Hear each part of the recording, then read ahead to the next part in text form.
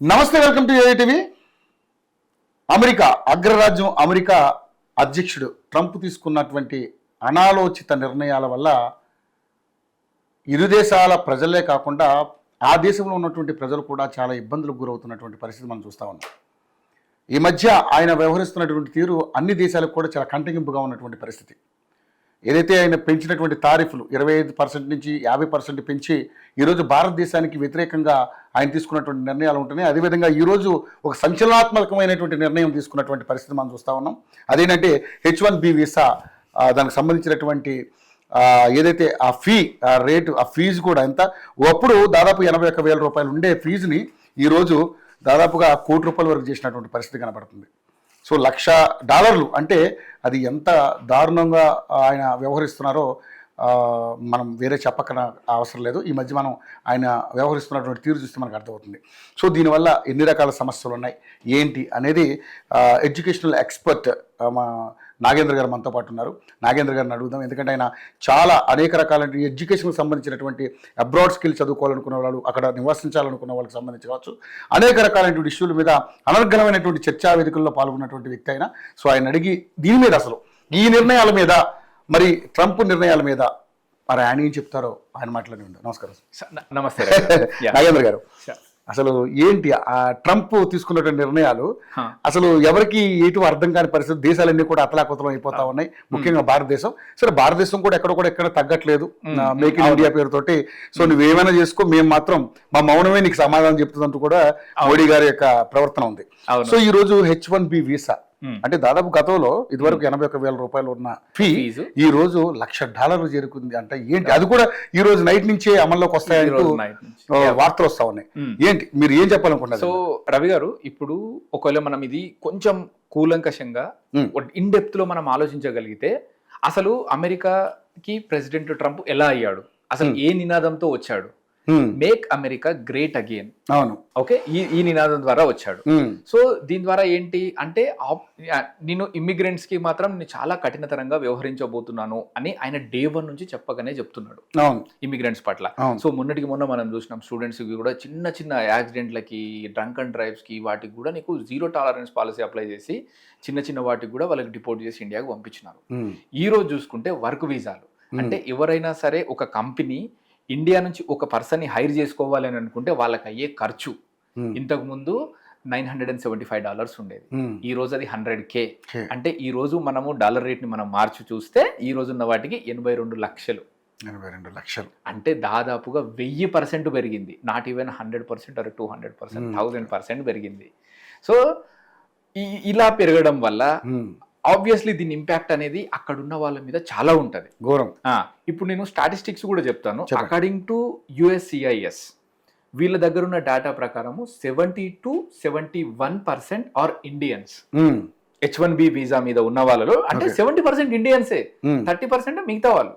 ఈ 70% ఇండియన్స్ మీద ఇప్పుడు నువ్వు ఇంకొక హైర్ చేసుకోవాలని అనుకుంటే నీకు దాదాపుగా కోటిన్నర ఖర్చు చేసి తీసుకోవాలి. ఓకే, ఒక ఎంప్లాయీని హైర్ చేసుకోవాలి అని అనుకుంటే. సో అందులో మళ్ళీ మెజారిటీ ఆఫ్ ద షేర్ మళ్ళీ మన కంపెనీస్దే.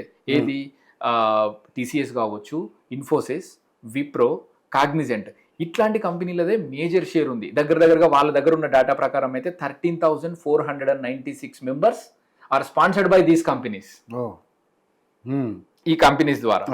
సో ఇప్పుడు ఎవరైనా ఒక పర్సన్ ఉన్నారు, ఇప్పుడు ఫర్ ఎగ్జాంపుల్ ఒక పర్సన్ ని మనం ఇక్కడ నుంచి హైర్ చేసుకుందామని అనుకున్నారు. ఇంతకు ముందు ఏం చేసేది, $975 H1B ఫీజు కట్టేది, ఆయనతోటి శాలరీ మాట్లాడుకునేది, 40,000 50,000 మాట్లాడుకుని వీసా వేసుకొని అమెరికాకి తీసుకొని పోయేది డైరెక్ట్ గా.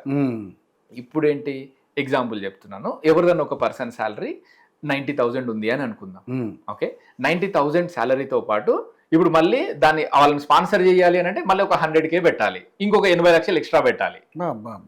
అంటే శాలరీ కంటే వీసా ఫీజు ఎక్కువ. ఇప్పుడు శాలరీ కంటే వీసా ఫీజు ఎక్కువ ఆబ్వియస్లీ. ఇప్పుడు కంపెనీలు ఏం చేస్తాయి రవి అంటే, 1-2 సార్లు అసలు ఈ పర్సన్ మనకు అవసరమా, అసలు వీళ్ళ నిజంగా అంటే, ఎందుకంటే అవి కార్పొరేట్ కంపెనీస్, ఆబ్వియస్లీ మనం ₹10 పెడితే వాళ్ళు ₹100 ఎక్స్పెక్ట్ చేస్తారు ఎవరి మీద. ఆబ్వియస్ ఫ్యాక్ట్ అది. అంత దూరం నుంచి వీళ్ళని తీసుకుందామా అనేది ఒకటైతే ఫస్ట్ పాయింట్. దీని ద్వారా హైయెస్ట్ ఇంపాక్ట్ పడేది ఎవరికి అని అంటే, ఏదైనా ఒక కంపెనీ తీసుకోండి రవి, ఒక కంపెనీ ఆర్గనైజేషన్ స్ట్రక్చర్ ఎట్లుంటదంటే entry level jobs, medium level managers Okay. And senior level position ఉంటుంది. అది ఏ బిజినెస్ ఆర్గనైజేషన్ కైనా కింది స్థాయి నుంచి పై స్థాయి వరకు కింది స్థాయి నుంచి పై స్థాయి వరకు ఉంటుంది. ఉమ్. ఇప్పుడు ఏమైతుంది, ఆబ్వియస్లీ పై స్థాయి ఉన్న వాళ్ళకు హైయెస్ట్ సాలరీసే ఉంటాయి. అవును. దీని ద్వారా వాళ్ళకి ఏం ఎఫెక్ట్ పడదు, ఏ కంపెనీ అయినా ఉమ్. వాళ్ళు హైయెస్ట్ పేర్లోనే ఉంటారు. ఇంపాక్ట్ పడేదల్లా entry level, medium medium level. Level బా బా బా entry level and medium level ఇద్దరికి ఇంపాక్ట్ పడుతుంది. ఇప్పుడు కంపెనీస్ కూడా ఆలోచిస్తాయి కదా, ఒక ఎంట్రీ లెవెల్ నార్మల్గా ఒక పర్సన్ని అవుట్ సోర్స్ చేస్తే నేను నిజంగా 100K ఫీజు కట్టి నిజంగా ఆ అబ్బాయిని ఇండియా నుంచి తీసుకోవాలా? ఆబ్వియస్లీ. తద్వారా ఏమవుతుంది, కంపెనీస్ అన్నీ ఏం చేస్తాయి, అక్కడ ఉన్న లోకల్ పర్సన్స్ని ఎంకరేజ్ చేస్తాయి. ట్రంప్ యొక్క విధానం కూడా అదే, ఓన్లీ టాప్ టాలెంట్ మాత్రమే యుఎస్లో ఉండనియండి, middle level and lower level entry jobs America వాళ్ళకి ఇవ్వండి. That's the reason make America great again అనే దానికి ఆయన జస్టిఫై చేసిన వాళ్ళు అవుతారు. తాను అవును. చిన్న చిన్న వాటి కోసం కూడా వేరే వాళ్ళ మీద ఎందుకు డిపెండ్ అవుతున్నారు, ఇది ఆయన ప్రాస్పెక్టివ్. ఓకే. ఆయన ప్రాస్పెక్ట్. సో ఇంకో ఇండైరెక్ట్ మీనింగ్ ఏంటి అని అంటే, ఆయన తెలుసో తెలియకనో తన గొయ్యి తనే దొవ్వుకున్నాడు. 100%. ఎందుకంటే 65% మొత్తం మన వాళ్ళే అంటే, ఐ మీన్ ఇండియన్స్ H1B కోటాగిరిలో ఇండియన్స్దే హైయెస్ట్ పర్సెంటేజ్ అనుకుంటే, ఇన్ కేసు ఒక్కసారిగా వాళ్ళు అక్కడి నుంచి వెళ్ళి వస్తే ఓవర్ నైట్ ఫిల్ చేయలేరు కదా గ్యాప్స్ అని, ఓవర్ నైట్ ఫిల్ చేయలేరు. So obviously it have an huge impact on entry level jobs. దీనికి వాళ్ళకి ఇప్పుడు ఆల్టర్నేట్ ఏం చేస్తారు, వాళ్ళకి ఇప్పుడు జాబ్స్ రావు రవి. ఆల్టర్నేట్గా ఏం చేస్తారు, ఒకవేళ కంపెనీ అనుకోండి, నాదే కంపెనీ అయితే నేను ఏం చేస్తాను, ఒకవేళ వీళ్ళకి 100K వీసా ఫీజ్ పే చేయడం ఎందుకు, ఓకే వర్క్ ఫ్రమ్ హోమ్ అన్నా చేయండి, లేదంటే ఇంకొక కంపెనీకి కాంట్రాక్ట్ అయినా ఇస్తాను. ఇదొక విధానంలో వెళ్ళొచ్చు. ఒకవేళ మనమే క్యాండిడేట్ అని అనుకోండి, యుఎస్ కాకుండా వేరే డెస్టినేషన్స్ వైపు చూస్తాం. కెనడా, ఆస్ట్రేలియా, న్యూజిలాండ్, ఈ కంట్రీస్ అన్ని రెడీగా ఉన్నాయి టాలెంట్ని తీసుకోవడానికి. అవును. ఇంకొకటి మోస్ట్ ఇంపార్టెంట్ థింగ్ ఏంటంటే, America is built by the immigrants. Immigrations మీద బిల్ట్ అయిన కంట్రీ కంప్లీట్గా. ఇది ఎవరు ఒప్పుకున్నా ఒప్పుకోకపోయినా దిస్ ఇస్ ట్రూ.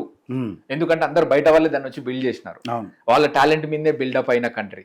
సరే, 60% అంటే వాళ్ళే ఉన్నారు, ఛాన్సే లేదు. సో ఇప్పుడు ఏమైతుంది, అసలు ఆ ఓవర్ నైట్ కూడా నీకు వీళ్ళంతా జనరల్ కాలే. స్టూడెంట్ వీసా మీద వెళ్ళారు, మాస్టర్స్ చేసుకున్నారు, దాని తర్వాత ఓపీటీ ఒక 3 years తీసుకున్నారు. తీసుకున్న తర్వాత American startup culture, excellent startup culture ఉంటుంది.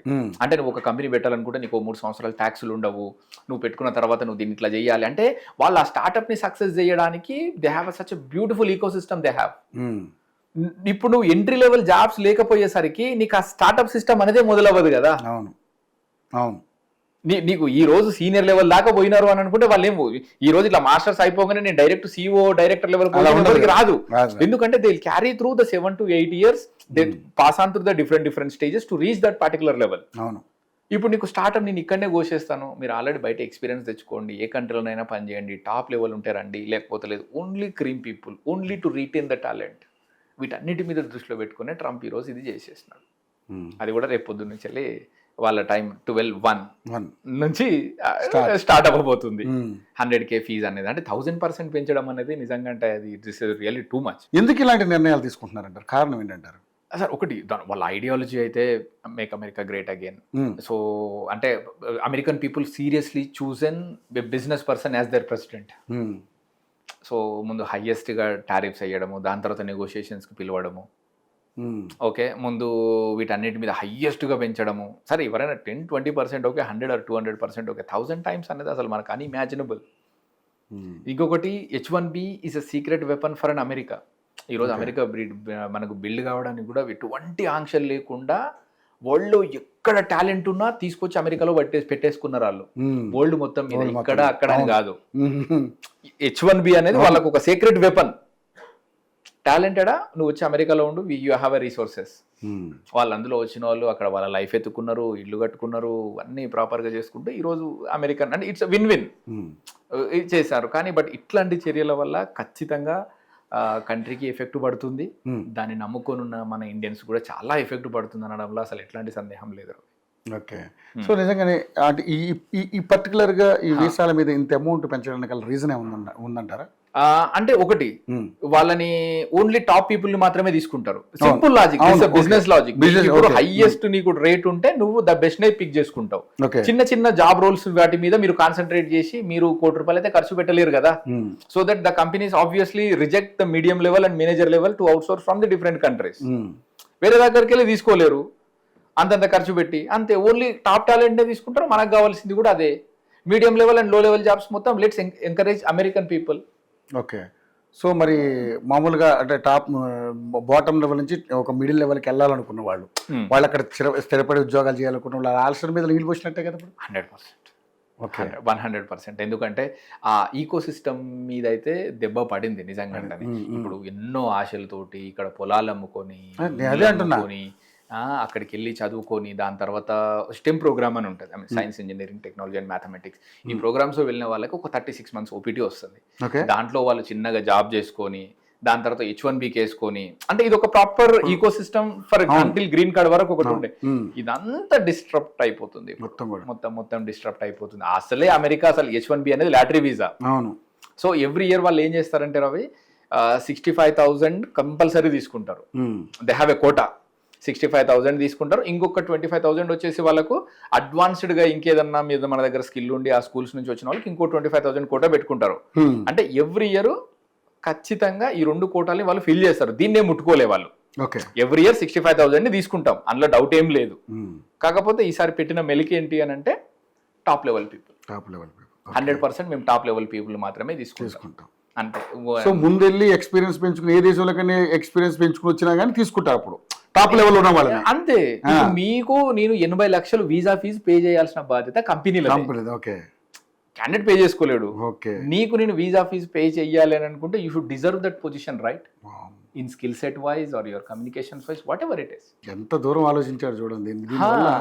దీనివల్ల ముఖ్యంగా చూసుకుంటే దీని ఇంపాక్ట్ సరే ఇందాక మీరు అన్నారు లో లెవెల్ నుంచి మిడిల్ లెవెల్ వరకు పడుతుంది. అవును. ఇంకా ఏ అంశాల మీద పడే అవకాశం ఉందంటారు? ఇంకొక అంశం ఏంటంటే ఆల్రెడీ అక్కడ మాస్టర్స్ చేస్తున్న పిల్లలు ఎవరైతే 2023, 2024, 2025 ఇప్పుడు వెళ్తున్న పిల్లలు ఎవరైతే ఉంటారో వీళ్ళ మీద ఇంకా హ్యూజ్ ఇంపాక్ట్ ఉంటుంది. ఎందుకంటే వీళ్ళది మాస్టర్స్ ఇప్పుడు 23లో చేసిన వాళ్ళది ఇప్పుడు 25లో అయిపోద్ది. అయిపోయిన తర్వాత వాళ్ళు మళ్ళీ ఓపీటీకి వెళ్ళాలి. 24లో చేసిన వాళ్ళు కూడా ఇంకొక నెక్స్ట్ ఇయర్ లో వెళ్ళాలి. వాళ్ళకు 3 years ఉంటుంది అది ఓపీటీ. ఆ టైంలో చదువు అయిపోయిన తర్వాత ఇచ్చే ఆ 36 months లో వాళ్ళకి జాబ్ తెచ్చుకోవాలి. First challenge. జాబ్ తెచ్చుకున్నా కూడా నీకు మినిమం మళ్ళీ నిన్ను కంపెనీ స్పాన్సర్ చేయాలి 80 లక్షలు పెట్టి. జాబ్ వస్తేనే సరిపోదు అక్కడ. నేను అందుకనే అడిగాను ఎవరెవరి మీద ఇక్కడి నుంచి వెళ్ళే వాళ్ళ మీద పక్కన పెడితే అక్కడ లోకల్లో చదువుకున్న వాళ్ళ తర్వాత కూడా వాళ్ళ మీద కూడా ఎఫెక్ట్. అంటే నీకు జాబ్ రావడం అనేది విషయం కాదు, ఎట్లాంటి జాబ్ వస్తుంది అనేది కూడా మీకు ఇంపార్టెంటే. If your company is ready to sponsor you by putting 100,000 అనేది మ్యాటర్. కంపెనీలు పెట్టే అవకాశం ఉంటుంది. అది నీకు జూనియర్స్ పెట్టగలుగుతారా చెప్పండి? ఇప్పుడే మాస్టర్స్ అయిపోయింది పిల్లోడిది. 1 year ఏదో ఇంటర్న్షిప్ చేసి వచ్చిండు. నీకు H1B స్పాన్సర్ చేయాలంటే you should be extremely talented కదా. అంటే నీకు సరే ఉంటారేమో ఒక 10 to 20% నీకు ఎక్స్ట్రీమ్లీ టాలెంటెడ్ పిల్లలు ఉంటారు, వాళ్ళు ఓకే. కానీ బట్ 90% పిల్లలు నీకు ఆబ్వియస్లీ ఇంపాక్ట్ ఉంటుంది. మీరు చూడండి 70 to 71% as per the USCIS data ఈ రోజుకి ఏది అమెరికాకి వెళ్ళి H1B హోల్డర్స్ లో మన వాటా. Obviously the impact is high. 2 మన తెలుగు రాష్ట్రాల వాటనే 65% అందులో. సో తెలుగు వాళ్ళ మీద ఈ 2 రాష్ట్రాల వాళ్ళ మీద కూడా నీకు చాలా ఇంపాక్ట్ ఉంటుంది H1B వీసాల మీద. So until unless you are అన్ ఎక్స్ట్రీమ్లీ టాలెంటెడ్ నీకు America is the place to live now. కానీ ఇప్పుడు అక్కడి నుంచి వచ్చే వాళ్ళ సంఖ్య పెరిగిపోయే కార్యక్రమం కనపడుతున్నట్టుగా నాకైతే అనిపిస్తుంది. అంతే. ఎందుకంటే ఇప్పుడు డెఫినెట్లీ ఎందుకంటే అక్కడ వాళ్ళు అక్కడ ఉండనివ్వరు. అవును. సో ఇంతంత అమౌంట్ పెట్టి అక్కడ వాళ్ళ హై లెవెల్ పొజిషన్కి వెళ్ళలేరు. అవును. సో ఏంటి అనేది కూడా ఇప్పుడు ఇంకోటి ఈయన తీసుకునే నిర్ణయాల మీద కూడా అక్కడ కూడా కొంత వ్యతిరేకత వస్తుంది లోకల్ పీపుల్ దగ్గర నుంచి కూడా. సో ఏంటి అసలు ఎందుకు ఈయన ఈ విధంగా ప్రవర్తిస్తుంది? కారణం ఏంటి అంటే అగ్రరాజ్యం అమెరికా అని చెప్పుకున్న స్థాయి నుంచి ఈరోజు మొత్తం అమెరికా లాస్ అయిపోయింది, అక్కడ ఫైనాన్షియల్ గా చాలా సంక్షోభం ఏర్పడ్డదంటూ కూడా రకరకాల వార్తలు వస్తా ఉన్నాయి. అవును. సో దానికి కారణం ఏంటంటారా ఈ నిర్ణయాలకి? అంట్లో ఏం లేదు. అంటే it's always regarding the personality కూడా రవి. అవును. అంటే Trump is Trump business man, ఫక్త్ బిజినెస్ మ్యాన్ అంతే. అంతే. నీకు బిజినెస్ మ్యాన్ అంటే బిజినెస్ మ్యాన్ అంతే. ఇప్పుడు తనకు సలహాదారుడు ఉన్నాడు పీటర్ నవారో అని. అవును. Is also a proper business person and business consultant. ఇప్పుడు నిన్న మొన్న మన మీద ప్రెజర్ చేయడానికి ట్రై చేసింది కూడా మొత్తం ఆయననే. ఆయననే. ఓకే. సో ఆయనని తీసుకొని ఇంతకుముందు బైడెన్ కి సలహాదారుగా ఉన్నప్పుడు ఏషియన్ కి ఈయన అజయ్ అని ఉండేవాళ్ళు. సో ఇప్పుడు వాళ్ళు అంటున్నారు ఇట్లాంటి అనాలోచిత నిర్ణయాల వల్ల స్టార్టప్ కల్చర్ని దెబ్బతింటది.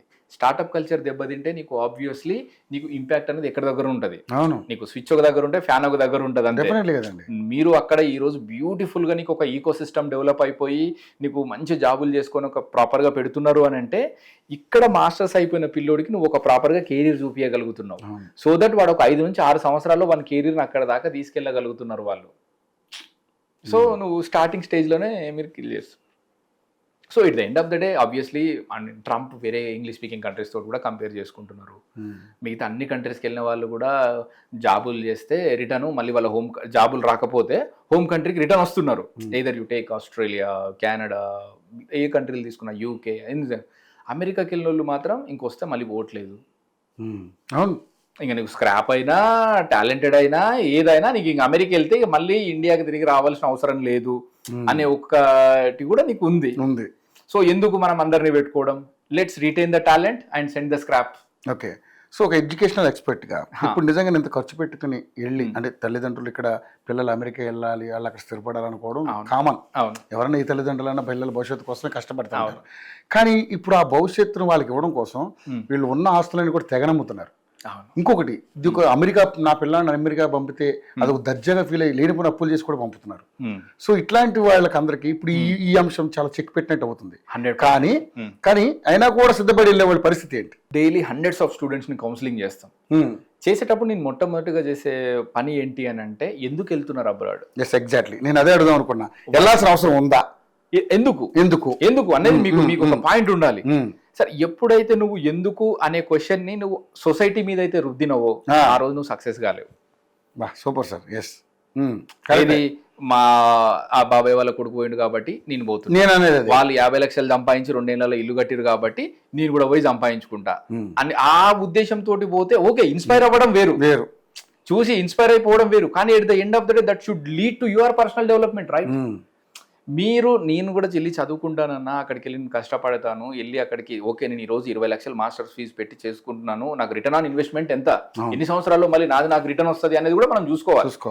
ఆ పాయింట్ ఆఫ్ వ్యూలో తీసుకుంటే పిల్లలకు మేము ఇదే కౌన్సిలింగ్ చేస్తాం. ఇంకా నీకు రెస్ట్ ఆఫ్ ద కంట్రీస్ కూడా నీకు చాలా ఉన్నాయి, లైక్ ఐర్లాండ్ ఉంది, ఆస్ట్రేలియా ఉంది, న్యూజిలాండ్ ఉంది. ఇట్లాంటి పెద్ద పెద్ద కంట్రీస్ కూడా మీకు బ్యూటిఫుల్ ఆపర్చునిటీస్ తోటి ఉన్నాయి. సో వీటన్నిటిని మీరు దృష్టిలో పెట్టుకొని మీరు బయటికి వెళ్ళాలా లేదా అనే ఒక ఆలోచనని మాత్రం మీరు ఖచ్చితంగా రివైజ్ చేసుకోండి అని అయితే చెప్తాం. Okay.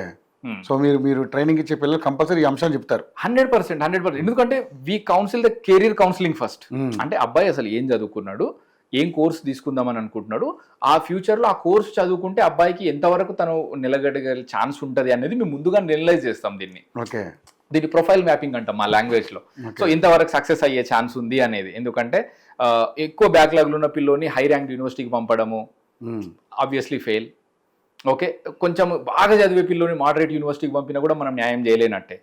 So it's always depends on send the right student to the right university to the right country. Okay. So that నీకు సక్సెస్ పర్సెంటేజ్ అనేది ఎక్కువ ఉంటుంది. Always it's again student choice. మనం స్టూడెంట్లకు ఒకవేళ నీకు అన్న వాళ్ళు ప్రెజర్ చేస్తున్నారన్నా, వెళ్తున్నామన్నా, దానికోసం ఏదన్నా వెళ్తున్నామంటే obviously that's gonna change. So ఇప్పుడు చదువుకునే పిల్లలను కూడా పంపాలంటే మీరు అంటే మీ లెక్క ప్రకారం అయితే మీరు యాక్సెప్ట్ చేస్తారా లేకపోతే చేయరా ఇప్పుడున్నటువంటి పరిస్థితుల్ని? చదువుకోవడానికి ఓన్లీ చదువుకోవడానికి అంత దూరం వెళ్ళడం కూడా ఇప్పుడు నాకు తెలిసి ఈ లెక్క ప్రకారం అయితే కొంచెం నాకైతే అనవసరమే అనిపిస్తుంది. సార్ ఒక్కటి, ప్రపంచం అంటే అమెరికా ఒకటే కాదు, ఇప్పుడు వేరే దేశం అదొకటి గుర్తుపెట్టుకోకూడదు. ఎందుకంటే మిగతా కంట్రీస్ లలో అందరూ కూడా యుఎస్ అంటున్నారు, ఇతర దేశాల గురించి ఎవరు మాట్లాడతారు. ఎందుకంటే ఆబ్వియస్లీ తెలుగు 2 రాష్ట్రాలలో 65% లాస్ట్ సంవత్సరం మీకు 2023లో మనకు దగ్గరగా 2,72,82,000 వీసాలు ఇచ్చింది ఇండియాకి. ఇస్తే 65% తెలంగాణ అండ్ ఆంధ్రప్రదేశ్ వాటా. అందులో 65% మన 2 తెలుగు రాష్ట్రాలు ఉన్నప్పుడు ఇప్పుడు ప్రతి ఒక్కరి ఇంట్లో చూడండి, ఎవరిని అడిగినా మీకు చెప్తారు మా చిన్నమ్మ అమెరికాలో ఉంది, మా అల్లుడు. At least one sibling they are already settled in USA.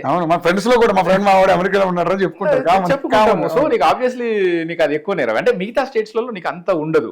Kerala, Tamil Nadu, Gujarat వీటిలో పోతే ఎందుకంటే they spread through out the world. Okay. ఇప్పుడు అమెరికాలో ఉన్నటువంటి సౌకర్యాలు కానీ, అమెరికాలో జాబ్ కోసం కానీ లేదా చదువుకోవడం కోసం కానీ వెళ్ళడానికి ఇంట్రెస్ట్ చూపిస్తే మన తెలుగు పీపుల్ తెలుగు మొత్తం ఇండియాలో ఉన్న పీపుల్ ఎందుకు ఇతర దేశాల గురించి ఆలోచించట్లేదు? కారణం ఏంటంటారు ఇక్కడ? ఎగ్జాక్ట్లీ నేను ఇప్పుడు ఇంతకుముందు చెప్పిన స్టార్టప్ ఈకో సిస్టమ్.